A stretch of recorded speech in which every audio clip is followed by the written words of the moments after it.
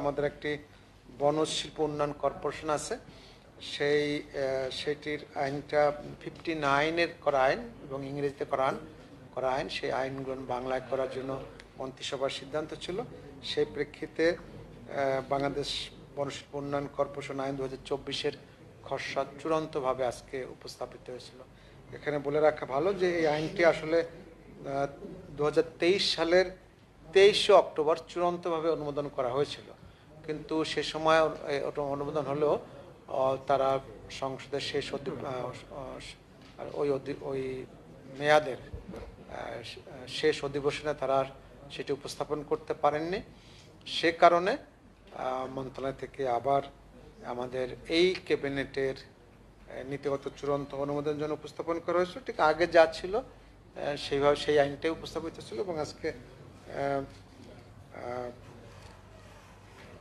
মন্ত্রিসভা সেটি আবার চূড়ান্ত অনুমতি দিয়েছে।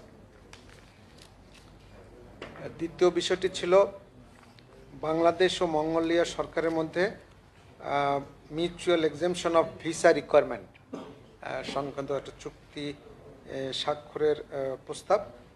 সেটি আমাদের সুরক্ষা সেবা বিভাগ থেকে উপস্থাপিত হয়েছিল। আপনারা জানেন এখন পর্যন্ত প্রায় 29টা দেশের সাথে বাংলাদেশের এরকম চুক্তি আছে। এইটি নিয়ে আজকে 30টা হলো, যে এতে করে এখন যারা ডিপ্লোম্যাটিক এবং অফিসিয়াল পাসপোর্টের অধিকারী হবেন তাদের ভিসা ছাড়াই তারা 30 দিন পরস্পর দেশে ভ্রমণ করতে পারবেন। এর পরেরটা ছিল বাংলাদেশ ও নেদারল্যান্ডসের মধ্যে দ্বৈত কর আরোপ পরিহার ও রাজস্ব ফাঁকি রোধ সংক্রান্ত চুক্তির অনুসমর্থন। সেটি আপনাদের আমরা বিভিন্ন দেশের সাথে যাতে দ্বৈত কর পরিহার করা হয় সেজন্য আমাদের চুক্তি স্বাক্ষর করে আবার সেটাকে আবার রেটিফিকেশন করতে হয়। এইটি হলো এবছরের 28/2/24 তারিখে অনুমোদন করা হয়েছিল। 12ই মার্চ স্বাক্ষর করা হয়েছে। আজকে এটা রেটিফিকেশনের জন্য উপস্থাপন করা হয়েছে এবং সেটি অনুমোদন করা হয়েছে। চতুর্থ বিষয়টি ছিল বাংলাদেশ ও মরিশাসের মধ্যে দ্বৈত কর আরোপ পরিহার ও রাজস্ব ফাঁকি রোধ সংক্রান্ত প্রোটোকল রেটিফিকেশন। এটি একই রকম, আগেরটা ছিল নেদারল্যান্ডস, এটা হলো মরিশাসের সাথে, ঠিক একইভাবে এটি উপস্থাপিত এবং আলোচনা হয়েছিল। পঞ্চম বিষয়টি ছিল জাতীয় জীব নিরাপত্তার নীতি 2024-এর খসড়ার অনুমোদন সংক্রান্ত। এটি উদ্যোক্তা মন্ত্রণালয় ছিল পরিবেশ, বন ও জলবায়ু পরিবর্তন মন্ত্রণালয়। এইটি আসলে আপনারা জানেন যে আমাদের একটি আইন আছে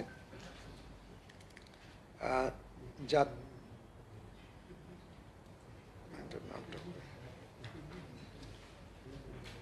বাংলাদেশ পরিবেশ সংরক্ষণ আইন 2095 এবং এর আওতায় বাংলাদেশ জীবন নিরাপত্তা বিধিমালা 2022 আছে, কিন্তু একটি নীতিমালার অভাবে আমরা বিভিন্ন আন্তর্জাতিক ফোরামে আমাদেরকে বারবার বলা হচ্ছিল যে একটি নীতিমালা করার জন্য, সেটার জন্য এই নীতিমালাটা করা হয়েছে। এই নীতিমালা আওতায় যে আপনারা জানেন কার্টাহেনা প্রোটোকল অন বায়োসেফটি, সেইটি আমরা আমাদের সেটিকে অনুসরণ করে আমরা এটি করেছি, যেটি বাংলাদেশ স্বাক্ষর করেছিল 2004 সালে। 2004 সালে বাংলাদেশ স্বাক্ষর করেছিল এবং সেইটির অনুসরণে আমরা এই নীতিমালাটা করেছি। সেই নীতিমালা আলোকে মূলত যে কাজটি করা হবে, মূলত আমি যদি আপনাদেরকে মোটা দাগে বলেই ভাবে যে আপনারা জানেন যে এখন বিভিন্নভাবে বিভিন্ন গবেষণার মাধ্যমে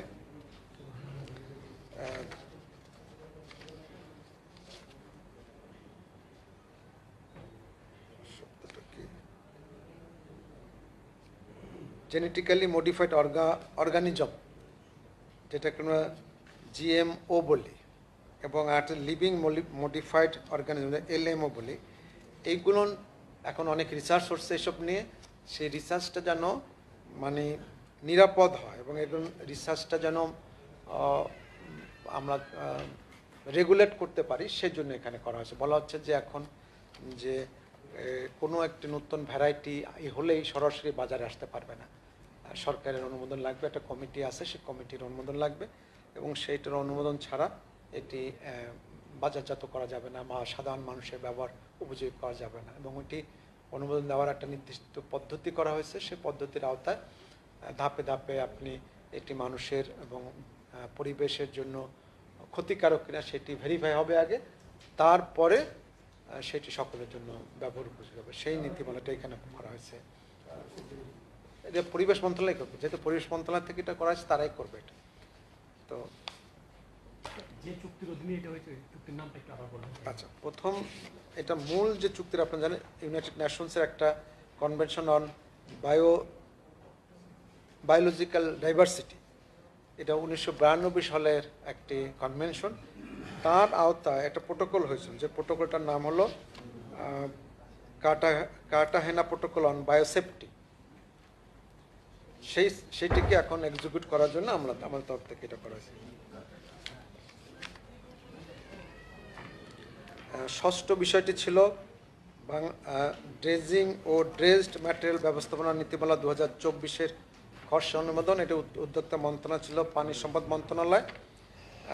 এটি এখানে মূলত আমরা যে ড্রেজিংগুলো করি, সেই ড্রেজিংটা করার কি বিষয়ে আমাদের সতর্ক থাকতে হবে এবং ড্রেজড যে ম্যাটেরিয়াল আছে সেটি কিভাবে ম্যানেজমেন্ট করতে হবে সেটা নিয়ে একটা তারা নীতিমালা করে নিয়ে আসছিল। তো যখন ক্যাবিনেটে আসা হলো তখন আনা হলো, আজকে দেখা হলো যে ঠিক একই রকম একই টাইপের একটি নীতিমালা আমাদের নৌপরিবহন মন্ত্রণালয় যেহেতু ড্রেজিং করে তাদেরও আছে।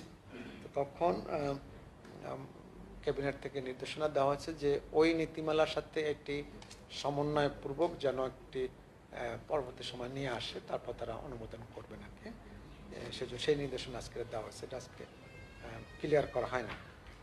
আচ্ছা, আরেকটি বিষয় ছিল 7 নম্বর বিষয়টি ছিল ঢাকাস্থ সোহরাওয়ার্দী উদ্যানে স্বাধীনতা স্তম্ভ নির্মাণ প্রকল্পের আওতায়। আপনারা জানেন যে ওইখানে যে থানাটা আছে, থানাটা স্থানান্তর করা দরকার ছিল।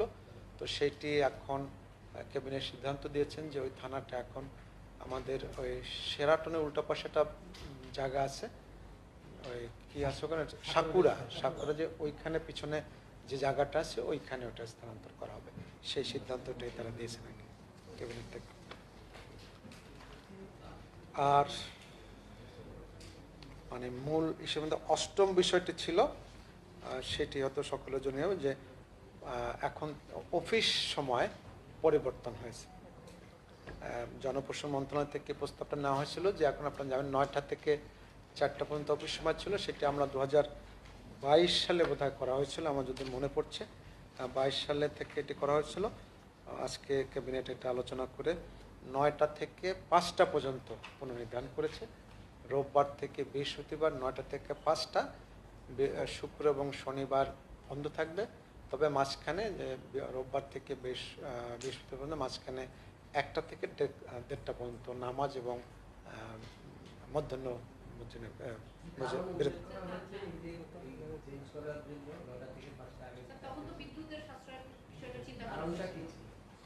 কোনটার কারণ? এইটাই তো স্বাভাবিক না, একটু বুঝে নেন। আমি না আপনি বুঝতে পারছেন যে আমরা দেখেন আপনার এইটাই তো স্বাভাবিক ছিল। আমরা যে 9টা থেকে 5টা আমরা 8 ঘন্টা কাজ করব, আমরা 5টা 40 ঘন্টা আমাদের কাজ করতে, আমরা তার আগে 35 ঘন্টা কাজ করতাম। সেটা আমরা বিশেষ ব্যবস্থা ছিল, আমরা মূল অবস্থানে আবার চলে আসলাম। এটা বলি, উত্তরটা দিচ্ছি আমি। এটি কার্যকর হবে আপনার আমাদের সামনে ঈদুল আজহার যে বন্ধটা শেষ যেদিন হবে তার পরের দিন যে প্রথম যে কর্মদিবস, সেই কর্মদিবস থেকে এটি ঈদুল আজহার পর থেকে এটা কার্যকর হবে। ঈদের পর থেকে, মানে কালকে থেকে না, ঈদের পর থেকে আর কি। যে এই কয়টি আমাদের আজকে আলোচ্য বিষয় ছিল। হ্যাঁ,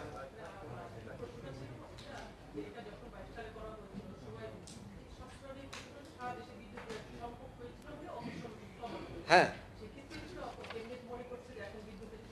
না আজকে প্রসঙ্গটা ওরকম ছিল না, কারণ 22 সালে বসে আমি তখন তো ক্যাবিনেট ছিলাম না, আমি জানিও না ওই সময় কি আলোচনা হয়েছে, সুতরাং সেটা আমার জানা নাই। আপনি যা বলছেন আমি তো ভেরিফাই করতে পারবো না যে কি কারণ হয়েছে সেটা তথ্য না। কিন্তু আজকে যেটা আলোচনা হয়েছে যে আমাদের মূল অফিস সময় ফেরত যাওয়া প্রয়োজন, আমাদের দাপ্তরিক প্রয়োজনে এটা প্রয়োজন, আমাদের কর্মঘণ্টাটা ব্যালেন্স করা দরকার, যে পরিমাণে কাজ করা দরকার সেটা করা দরকার।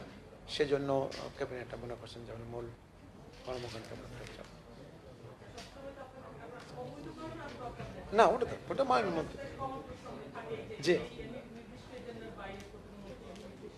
না, আজকে সেরকম কোনো আলোচনা হয়নি। আমরা এই বিষয়গুলো নিয়ে আজকে আলোচনা হয়েছে। একটা উনি একটা নির্দেশনা, সেটা নয় ওই যে ওই সেটা অবশ্য মানে বড় না, যে আমরা যে বায়োসেফটির যে প্রসঙ্গটা বলেছিলেন, সেখানে যে কমিটি আছে সেই কমিটিতে ওদের একটা কমিটি বাছাই করবেন, সেখানে স্বাস্থ্য মন্ত্রণালয়, স্বাস্থ্য অধিদপ্তরের ডিজিকে অন্তর্ভুক্ত করার জন্য উনি একটা নির্দেশনা দিয়েছেন। এটা আর কি।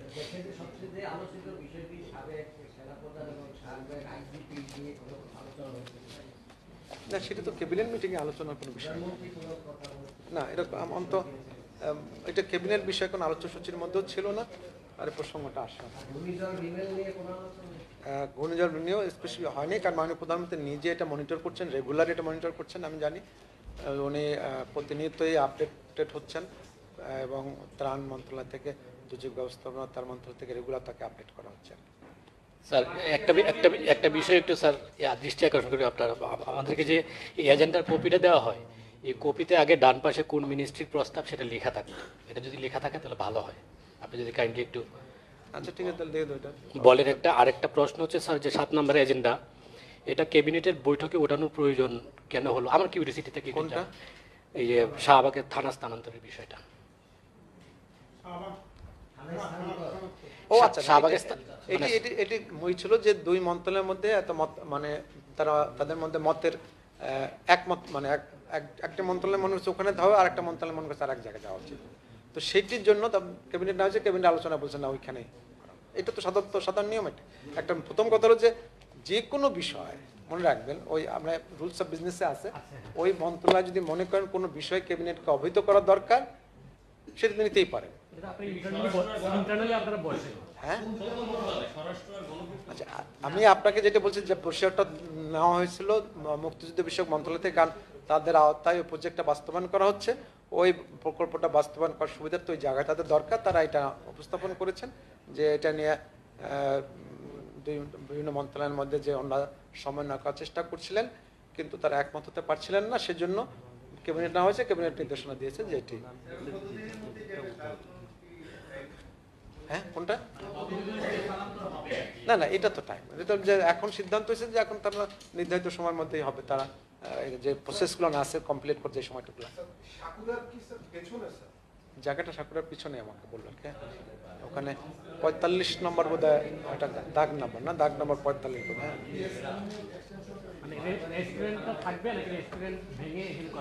না, আমি ওই ম্যাপটার মানে ওইটার বাইরে কিনা আমি ঠিক বুঝতে পারছি না। সেটা হল ওখানে 45 নম্বর, ওখানে একটা রমনা মৌজার 45 নম্বর দাগে 39.7 জমি আছে, ওই জমিটা, সেটা সাকুরা সহ কিনা সেটা এখানে অবশ্য লেখা নাই। না, রোড বলে না, এখানে ওই মৌজা বলে। আপনার যে কিসের মৌজা থাকে, যে অমক মৌজার, রমনা মৌজার 45 নম্বর দাগে থেকে 39.70 জমি করা লাগবে। জি, অনেক ধন্যবাদ।